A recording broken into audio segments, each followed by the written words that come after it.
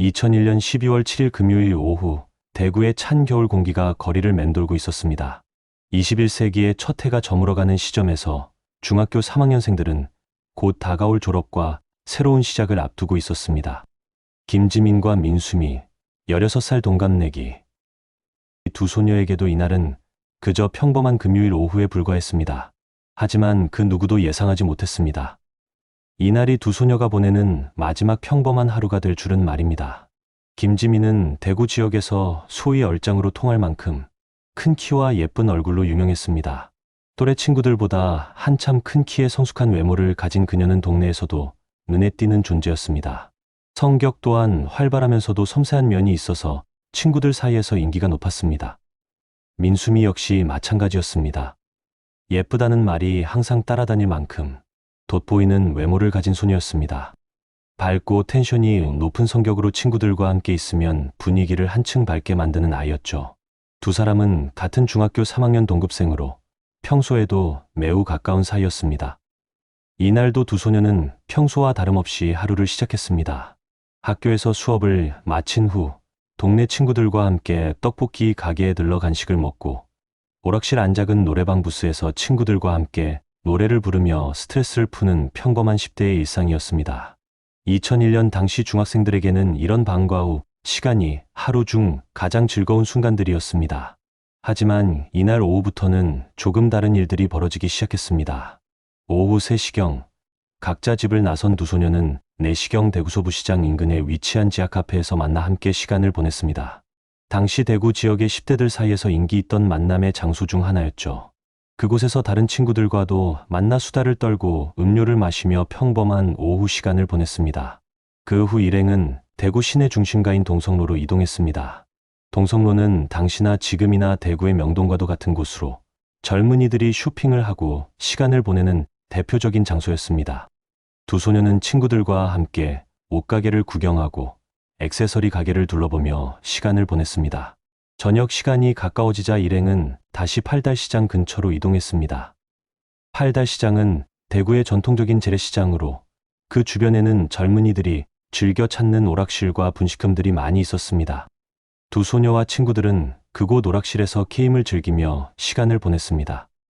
하지만 바로 이 순간부터 이상한 일들이 벌어지기 시작했습니다. 김지민에게 누군가로부터 연락이 온 것입니다. 시내에 갑작스럽게 약속이 생겼다는 내용이었습니다. 친구들의 증언에 따르면 김지민이 알고 지내던 오빠가 차로 데리러 온다고 했습니다. 그 남성은 다이너스티라는 고급 승용차를 몰고 다니는 사람이었다고 합니다. 당시 다이너스티는 현재의 에쿠스나 제네시스와 같은 고급 승용차였습니다. 일반 중학생들 주변에서 쉽게 볼 수 있는 차종이 아니었죠. 그런 차를 몰고 다니는 성인 남성이 중학생인 김지민을 종종 태워준다는 것 자체가 특이한 일이었습니다. 친구들은 그 남성의 존재에 대해 어느 정도 알고 있었던 것 같습니다. 김지민이 가끔 그 오빠의 차를 타고 다닌다는 이야기를 들어본 적이 있었기 때문입니다. 하지만 그의 정확한 신원이나 김지민과의 관계에 대해서는 아무도 자세히 알지 못했습니다. 김지민은 친구들과 헤어져 그 남성과 함께 시내로 향했습니다. 반면 민수미는 다른 친구들과 계속해서 팔달시장 근처에서 시간을 보냈습니다. 이때만 해도 두 친구는 밤늦게 다시 만날 예정이었습니다. 저녁 6시경, 민수미는 남자친구와 함께 저녁 식사를 했습니다. 당시 중학생 커플로서는 꽤 진지한 관계였던 것 같습니다. 저녁을 먹은 후 두 사람은 근처 PC방으로 향했습니다. 2001년 당시 PC방은 젊은이들의 주요 놀이 공간 중 하나였습니다. 인터넷이 보급되기 시작한 시기였지만 집에서 자유롭게 인터넷을 사용하기는 어려웠던 때였기 때문입니다. 그리고 밤늦은 시간, 김지민이 PC방에 나타났습니다. 친구들이 기억하는 그날 밤 김지민의 모습은 평소와 조금 달랐습니다. 화장을 더 진하게 하고 평소보다 신경 써서 옷을 입은 모습이었습니다. 마치 누군가와의 만남을 위해 특별히 꾸민 것 같은 인상이었죠. 친구가 시간이 늦었으니 집에 들어가라고 권했습니다. 하지만 김지민은 고개를 저었습니다. 택시를 타고 어딘가로 가야 한다고 했습니다. 평소라면 집에 전화를 해서 데리러 오라고 했을 텐데 이날은 그러지 않았습니다. 자정이 가까워질 무렵 김지민과 민수미는 친구들과 작별 인사를 나누고 함께 택시에 올랐습니다. 친구들은 두 사람이 각자 집으로 돌아가는 것이라고 생각했습니다. 하지만 이것이 두 소녀를 본 마지막 모습이었습니다. 경찰의 수사 결과에 따르면 두 소녀가 탄 택시는 집 방향이 아닌 전혀 다른 곳으로 향했습니다. 목적지는 대구 북부정류장이었습니다. 그리고 바로 그곳에서 김지민의 휴대전화 전원이 꺼졌습니다. 그 순간부터 두 소녀와의 모든 연락이 두절되었습니다. 왜 두 소녀는 집에서 상당히 멀리 떨어진 북부정류장에 내렸을까요? 더욱 이상한 것은 당시 북부정류장에는 심야에 운행하는 버스가 전혀 없었다는 사실입니다. 당시 버스 기사의 증언에 따르면 그렇게 늦은 시간에는 운행하는 버스가 없었다고 합니다. 즉, 집으로 돌아갈 교통수단이 전혀 없는 곳이었던 것입니다. 가족들과 친구들은 깊은 의문에 빠졌습니다. 평소 대구 시내의 교통편을 잘 알고 있던 두 소녀가 왜 그런 시간에 북부정류장에 내렸을까요? 버스가 없다는 것을 모를 리 없었는데 말입니다. 유일한 합리적인 설명은 그곳에서 누군가를 만나기로 했다는 것이었습니다. 그리고 그 누군가는 10중8구 김지민이 오후에 만났던 바로 그 오빠였을 가능성이 높아 보였습니다. 고급 승용차가 있다고 했으니까요. 하지만 과연 그곳에서 무슨 일이 벌어진 걸까요? 두 소녀는 왜 그 남성을 따라갔던 걸까요? 그리고 그들은 어디로 향했던 걸까요? 2001년 12월 8일 새벽, 김지민과 민수미는 대구 북부정류장에서 완전히 자취를 감췄습니다.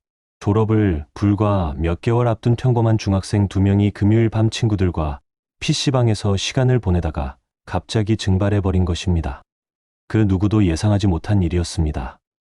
이것이 김지민과 민수미에 관한 마지막 확실한 목격담이었습니다. 하지만 이는 단지 긴 악몽의 시작에 불과했습니다. 앞으로 23년간 계속될 미스터리의 막이 오른 것입니다. 다음 날인 12월 8일 토요일 아침, 두 소녀가 밤새 집에 들어오지 않았다는 사실이 각각의 가족들에게 알려졌습니다. 김지민과 민수미는 평소 아무리 늦게 들어와도 반드시 집에서 잠을 자는 아이들이었습니다. 밤을 새는 일은 거의 없었죠. 김지민의 어머니는 처음에는 친구 집에서 잤을 거라고 생각했습니다. 하지만 시간이 지나도 딸로부터 아무런 연락이 없자 점점 불안해지기 시작했습니다. 평소 김지민은 어디서 무엇을 하든 어머니에게 꼭 연락을 드리는 아이였기 때문입니다. 민수미의 어머니도 마찬가지였습니다. 딸이 밤늦게 들어오는 일은 가끔 있었지만 집에 아예 들어오지 않는 일은 없었습니다. 더군다나 아무런 연락도 없이 사라진다는 것은 민수미답지 않은 행동이었습니다. 토요일이 지나고 일요일이 되어도 두 소녀는 나타나지 않았습니다. 학교에도 결석했습니다. 친구들도 이상하다고 여기기 시작했습니다. 평소 두 사람이 그렇게 갑자기 연락도 없이 사라질 성격이 아니라는 것을 잘 알고 있었기 때문입니다. 월요일인 12월 10일, 가족들은 더 이상 기다릴 수 없었습니다. 경찰서로 달려가 실종신고를 했습니다. 하지만 당시 경찰의 반응은 가족들의 예상과 완전히 달랐습니다. 당시 법적 기준에 따르면 만 15세는 아동이 아닌 청소년으로 분류되었습니다. 따라서 실종이 아닌 단순 가출로 처리될 가능성이 높다는 것이 경찰의 입장이었습니다. 실제로 많은 청소년들이 가정 문제나 학업 스트레스로 인해 집을 나서는 경우가 빈번했던 시대였습니다. 경찰은 형식적인 조사만 진행했습니다. 두 소녀가 마지막으로 목격된 장소와 시간을 확인하고 택시 기사를 찾아 북부정류장까지의 이동 경로를 파악하는 정도였습니다. 하지만 그 이상의 적극적인 수사는 이루어지지 않았습니다. 민수미의 어머니는 경찰서를 찾아가 간절히 호소했습니다. 딸이 가출할 이유가 전혀 없다는 것을, 평소 성격상 이런 행동을 할 아이가 아니라는 것을 설명했습니다. 하지만 경찰의 답변은 차가웠습니다. 법적 기준상 가출로 처리할 수밖에 없다는 것이었습니다. 김지민의 가족도 마찬가지였습니다. 딸이 받아온 수많은 상장들을 가져가며 평소 모범적인 학생이었다는 것을 증명하려 했지만 경찰의 태도는 변하지 않았습니다. 가족들과 친구들은 확신했습니다.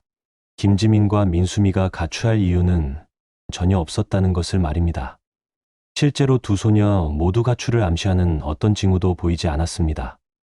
민수미는 실종 직전 어머니에게 보낸 이메일에서 평범한 일상에 대한 이야기만 했을 뿐 가출을 암시하는 내용은 전혀 없었습니다. 오히려 곧 있을 겨울방학 계획에 대해 이야기하며 기대감을 나타냈습니다. 김지민 역시 친구들과 졸업 여행 계획을 세우고 있었고 고등학교 진학을 위한 준비도 열심히 하고 있었습니다. 특별한 고민이나 스트레스를 호소한 적도 없었습니다. 평소보다 더 밝고 활발한 모습을 보였다는 것이 친구들의 공통된 기억이었습니다. 가족 간의 관계도 원만했습니다. 두 가정 모두 특별한 갈등이나 문제는 없었습니다. 김지민과 민수미는 각각 부모님과 소통이 잘 되는 편이었고 큰 문제 없이 평범한 가정 생활을 하고 있었습니다. 하지만 경찰의 소극적인 수사 태도는 바뀌지 않았습니다. 단순 가출로 분류된 사건에 많은 인력을 투입할 수 없다는 것이 경찰의 입장이었습니다. 골든타임은 무의미하게 흘러갔습니다. 결국 가족들이 직접 나설 수밖에 없었습니다. 김지민의 가족과 민수미의 가족은 힘을 합쳐 수소문에 나섰습니다. 두 딸의 사진이 들어간 전단지를 수백 장 제작해서 대구 시내 곳곳에 붙였습니다. 팔달시장과 동성로, 북부정류장 주변은 물론이고 두 소녀가 다녔던 학교 주변과 집 근처까지 샅샅이 돌아다니며 전단지를 나눠주었습니다. 혹시나 하는 마음에 부산역까지 가서 전단지를 붙이고 다녔습니다. 친척들과 지인들도 총동원되었습니다. 대구 시내는 물론이고 주변 지역까지 수소문 범위를 넓혀갔습니다. 경찰이 하지 않는 일을 가족들이 직접 해야 했던 것입니다. 하지만 며칠이 지나고 몇 주가 지나도 두 소녀에 대한 어떤 소식도 들려오지 않았습니다. 가끔씩 목격했다는 제보가 들어오기도 했지만 확인해보면 다른 사람이거나 착각인 경우가 대부분이었습니다. 언론의 관심도 점점 시들해졌습니다. 처음에는 지역 언론에서 두 소녀의 실종 소식을 보도했지만 시간이 지나면서 다른 사건들에 밀려 관심에서 멀어졌습니다. 단순 가출로 분류된 사건에 계속 관심을 갖기는 어려웠던 것입니다. 2001년이 지나고 2002년이 되어도 상황은 마찬가지였습니다.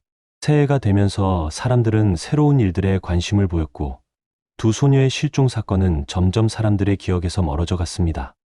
봄이 오고 여름이 지나갔지만 김지민과 민수미는 여전히 집으로 돌아오지 않았습니다.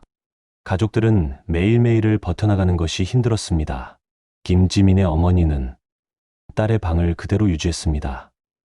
딸이 받아온 상장들과 사진들, 좋아하던 물건들을 그대로 두고 언젠가 돌아올 날을 기다렸습니다.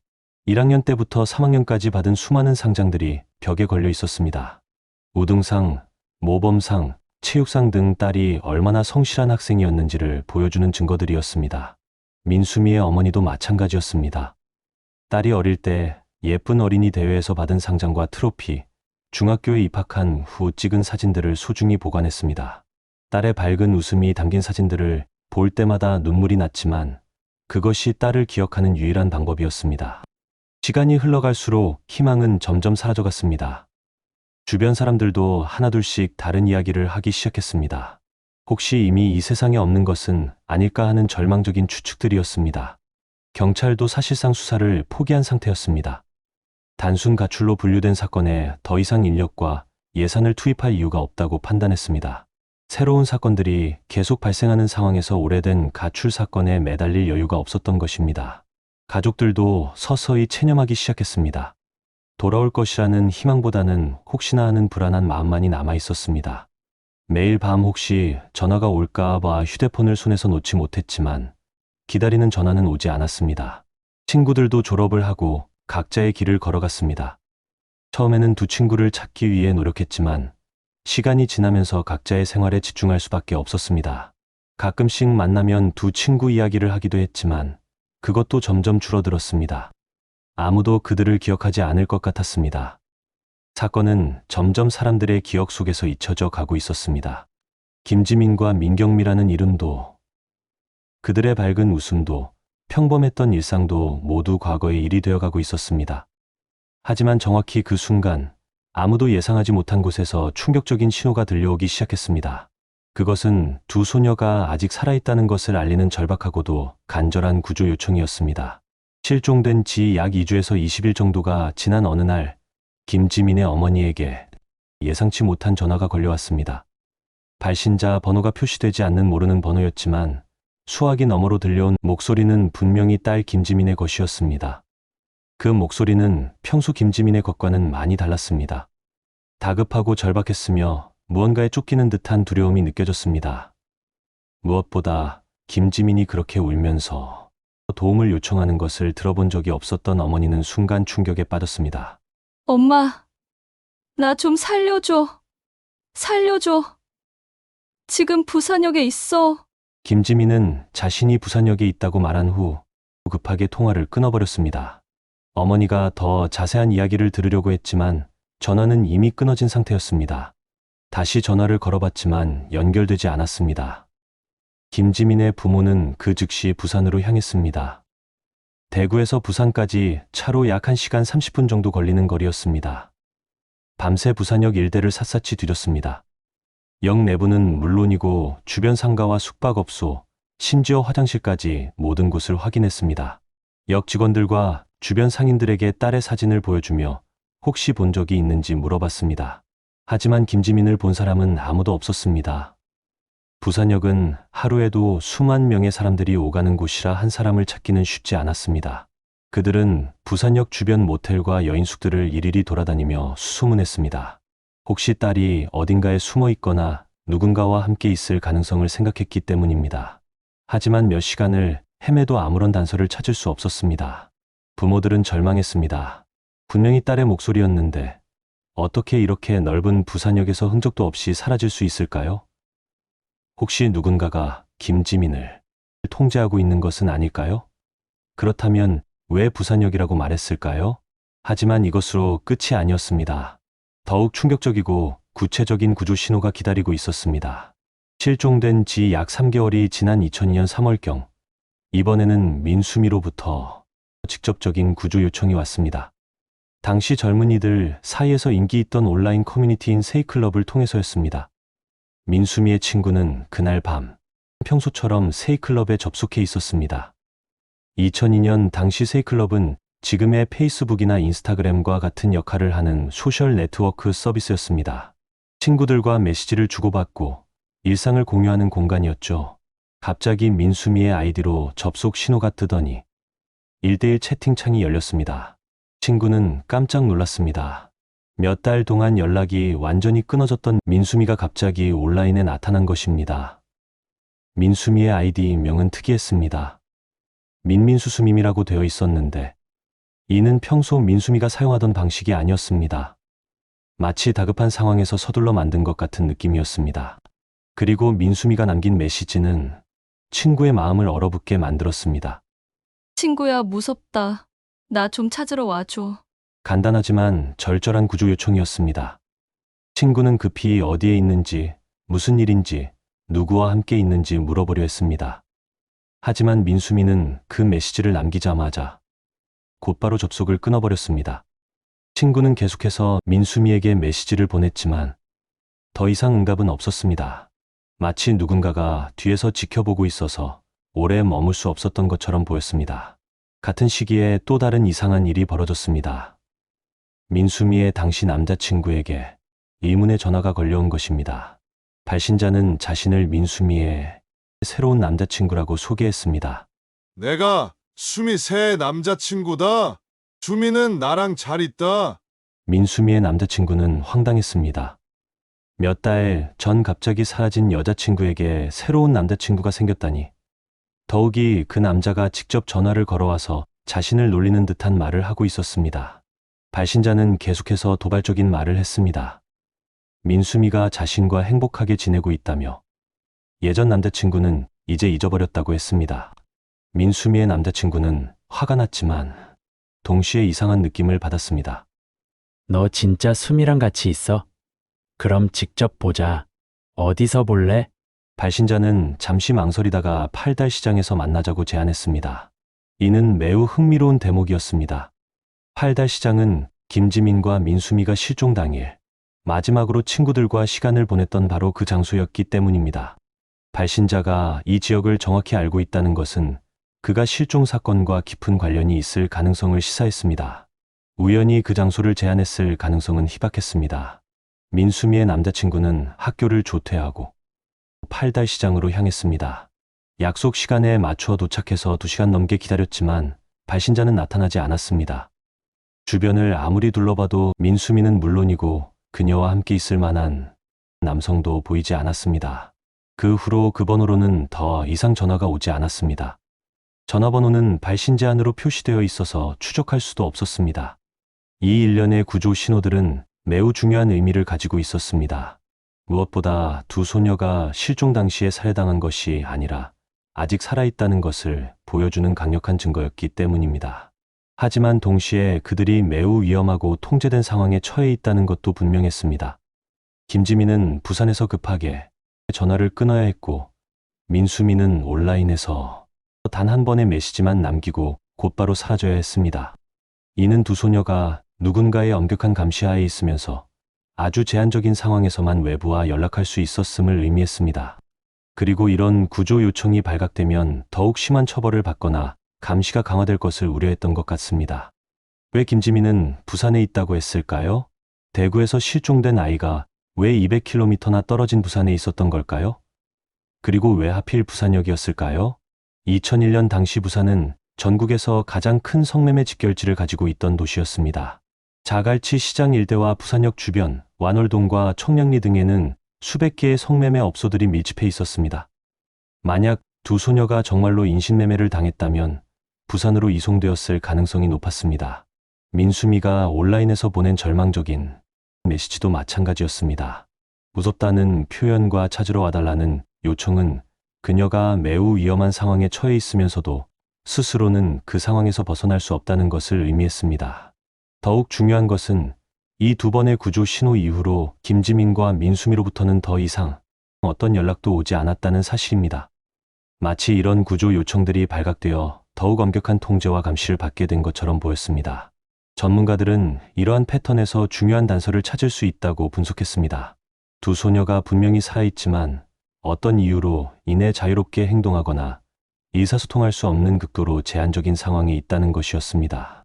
과연 그 이유가 무엇일까요? 그리고 실종 당일 밤 북부정류장에서 만났던 의문의 남성과 어떤 관련이 있을까요? 두 소녀를 이런 상황으로 몰고 간 진짜 범인은 누구일까요? 놀랍게도 전문가들과 관련 기관의 심층 분석 결과 이 사건에는 당시 우리 사회의 어두운 단면과 관련된 충격적인 진실이 숨겨져 있었습니다. 사건 발생 22년 후인 2023년, 이 이재 사건이 SBS 그것이 알고 싶다를 통해 다시 조명받게 되면서 새로운 관점의 분석이 시작되었습니다. 범죄 심리학자, 성매매 피해 지원 활동가, 그리고 당시 상황을 잘 아는 전문가들이 참여해 이 사건을 재조명한 결과 충격적인 가설이 제시되었습니다. 2000년대 초반, 우리나라는 현재와는 완전히 다른 사회적 환경을 가지고 있었습니다. 성매매 특별법이 시행되기 전인 2003년 이전까지는 성매매가 사실상 반공개적으로 이루어지고 있었고, 특히 인신매매를 통해 성매매 업소로 유입되는 여성들의 수가 상당했던 암울한 시대였습니다. 당시 언론 보도에 따르면 전국적으로 매년 수천 명의 여성들이 강제로 또는 속임수에 의해 성매매 업소로 유입되고 있었습니다. 특히 어린 나이의 여성들이 주요 표적이었는데, 이는 그들이 상황 판단 능력이 부족하고 쉽게 통제할 수 있었기 때문입니다. 김지민과 민수미가 실종된 2001년 당시 경상권 지역에는 이러한 인신매매를 조직적으로 행하는 업체들이 활발하게 활동하고 있었다는 정보가 확인되었습니다. 이들은 주로 다이너스티, 그랜저와 같은 고급 승용차를 이용해 젊은 여성들을 유인한 후 부산, 울산, 마산 등지의 성매매 업소나 티켓다방, 단란주점 등에 팔아넘기는 수법을 사용했습니다. 이런 역사적 맥락에서 김지민과 민수미의 실종 사건을 다시 살펴보면 그동안 이해할 수 없었던 여러 정황들이 하나의 일관된 스토리로 연결되기 시작합니다. 먼저 실종 당일의 상황을 전문가의 관점에서 재구성해 보겠습니다. 김지민이 오후에 만났던 아는 오빠는 단순히 동네 친한 형 같은 존재가 아니었을 가능성이 높습니다. 다이너스티라는 당시로서는 매우 고급한 승용차를 몰고 다니며 종종 중학생인 김지민을 태워주었다는 점 자체가 의심스럽습니다. 일반적으로 성인 남성이 중학생을 그렇게 자주 태워주는 경우는 매우 드뭅니다. 더욱이 고급차를 소유한 경제적 여유가 있는 성인이라면 더더욱 그렇습니다. 이는 그 남성이 김지민에게 특별한 의도를 가지고 접근했을 가능성을 시사합니다. 성매매 업소 관련 활동가들의 증언에 따르면 당시 인신매매범들이 가장 즐겨 사용하던 수법이 바로 이런 것이었습니다. 처음에는 순수한 호의를 베푸는 것처럼 보이게 하여 신뢰 관계를 구축합니다. 다정한 오빠나 믿을 만한 어른처럼 행동하며 피해자와 친밀한 관계를 만들어 갑니다. 이 과정에서 작은 선물을 주거나 맛있는 음식을 사주거나 돈을 빌려주는 등의 방법으로 피해자에게 은혜를 베풉니다. 그리고 피해자가 완전히 신뢰하게 되고 어느 정도 빚진 마음을 갖게 되면 그때 본색을 드러내는 것입니다. 김지민의 경우를 보면 이 오빠와의 관계가 상당 기간 지속되어 있었던 것으로 보입니다. 친구들도 그의 존재를 어느 정도 알고 있었고 김지민이 종종 그의 차를 타고 다니는 것도 자연스럽게 받아들이고 있었습니다. 이는 그 남성이 상당히 치밀하고 장기적인 계획을 가지고 김지민에게 접근했음을 의미합니다. 그렇다면 2001년 12월 7일 밤 북부정류장에서 일어난 일을 추측해 볼 수 있습니다. 김지민은 이미 오후에 그 남성과 만나 시내 어딘가를 다녀온 상태였습니다. 그 과정에서 그 남성은 김지민에게 밤늦게 더 특별한 곳에 가자고 제안했을 것입니다. 아마도 더 재미있는 곳이 있다거나 특별한 사람들을 만날 수 있다거나 돈을 벌 수 있는 좋은 기회가 있다는 식으로 유혹했을 가능성이 높습니다. 그리고 친한 친구인 민수미도 함께 데려오라고 했을 것입니다. 김지민과 민수미는 아무런 의심 없이 북부정류장에서 그 남성을 만났을 것입니다. 두 소녀에게 그는 믿을 만한 오빠였고 좋은 기회를 제공해주는 고마운 사람이었을 테니까요. 그들은 그의 차에 올라타며 설레는 마음으로 새로운 경험을 기대했을 것입니다. 하지만 그 순간부터 두 소녀의 악몽이 시작되었을 것입니다. 김지민과 민수미가 보낸 구조 신호들을 이런 관점에서 분석해보면 전체적인 그림이 더욱 선명해집니다. 김지민이 부산에서 전화를 걸었다는 사실은 매우 중요한 의미를 가집니다. 2001년 당시 부산은 전국 최대의 성매매 직결지였습니다. 자갈치 일대와 부산역 주변, 그리고 완월동 등지에는 수백 개의 크고 작은 성매매 업소들이 밀집해 있었습니다. 더욱이 당시 대구에서 활동하던 인신매매 조직들이 주로 부산 지역 업소들과 연결되어 있었다는 정황도 확인되고 있습니다. 대구에서 유인한 여성들을 부산으로 이송해서 업소에 팔아넘기는 것이 일반적인 수법이었습니다. 실제로 성매매 피해 여성들의 증언에 따르면 업소에서도 완전한 감금 상태는 아니었다고 합니다. 경찰 단속이 있을 때나 특별한 상황이 발생했을 때는 잠깐의 자유 시간이 주어지곤 했습니다. 업소 운영자들이 여성들을 PC방이나 찜질방 또는 다른 안전한 장소로 대피시키는데 그런 순간에 개인적인 연락을 할 기회가 생기는 것입니다. 하지만 이런 기회는 매우 짧고 제한적이었습니다. 김지민의 급박한 전화 통화와 민수미의 짧은 온라인 메시지도 바로 이런 상황에서 이루어졌을 가능성이 높습니다. 두 소녀 모두 매우 제한된 시간 안에 가족이나 친구들에게 자신들의 상황을 알리려고 필사적으로 노력했던 것입니다. 하지만 이런 구조 요청이 감시자들에게 발각되면 더욱 엄격한 감시와 통제를 받게 됩니다. 실제로 두 번의 구조 신호 이후로 김지민과 민수미로부터는 더 이상 어떤 연락도 오지 않았습니다. 성매매 당사자 네트워크 활동가들의 증언에 따르면 이런 패턴은 당시 매우 흔한 일이었다고 합니다. 처음 구조 요청을 시도했다가 발각되면 휴대폰을 압수당하고 외부와의 접촉을 완전히 차단당합니다. 심한 경우에는 다른 지역으로 이송되거나 더욱 은밀한 곳으로 옮겨지기도 했습니다. 당시 대구 지역에서 실제로 이런 일들이 벌어지고 있었다는 관계자들의 증언도 나오고 있습니다. 특히 고급 승용차를 타고 다니면서 젊은 여성들을 유인하는 소개업자들이 여러 명 활동하고 있었다는 구체적인 정보까지 확인되었습니다. 현재 대구지방경찰청도 이 가설을 가장 유력한 시나리오로 보고 재수사를 진행하고 있습니다. 실종 당일의 상황, 구조 신호의 패턴, 당시 사회적 배경 등을 종합해보면 가장 개연성이 높은 가설이라고 판단하고 있는 것입니다. 범죄심리학 전문가들의 분석도 이를 뒷받침합니다. 이수정 경기대 범죄심리학과 교수는 이 사건의 목적이 살인이 아니었을 가능성이 높다고 분석했습니다. 경제적 이익을 위한 범죄였을 가능성이 높고 따라서 피해자들을 죽일 이유가 없었다는 것입니다. 실제로 시신이 발견되지 않았다는 점도 이런 가설을 뒷받침합니다. 만약 살인이 목적이었다면 어딘가에서 시신이 발견되었을 가능성이 높습니다. 하지만 23년이 지나도록 시신이 발견되지 않았다는 것은 두 소녀가 어딘가에서 살아있을 가능성을 시사합니다. 그렇다면 김지민과 민수미는 지금 어디에 있을까요? 23년이라는 긴 시간이 흘렀지만 전문가들은 여전히 생존 가능성을 완전히 배제하지 않고 있습니다. 2024년 현재 김지민과 민수미가 실종된 지 23년이라는 세월이 흘렀습니다. 당시 15세였던 두 소녀는 이제 38세의 성인 여성이 되었을 나이입니다.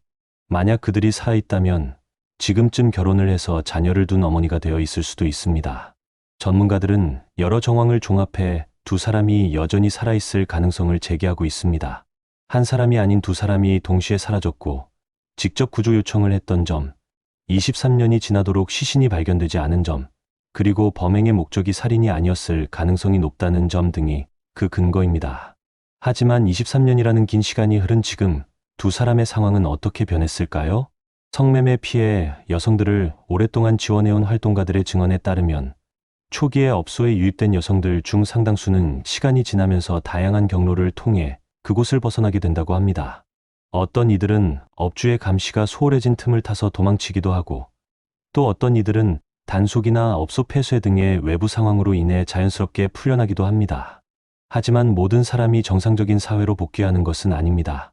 상당한 비율의 여성들이 심리적 트라우마와 사회적 낙인으로 인해 제대로 된 사회 복귀를 하지 못하고 있는 것이 현실입니다. 특히 어린 나이에 이런 상황에 처한 경우 정체성 자체의 혼란을 겪게 되고 과거의 기억을 의도적으로 지우려고 노력하는 경우가 많다고 합니다. 가족과 친구들에 대한 기억, 본명, 고향에 대한 정보 등을 스스로 억압하고 부정하려 하는 것입니다. 일부는 심리적 트라우마로 인해 스스로를 사회와 단절시킨 채 은둔형 생활을 하기도 합니다.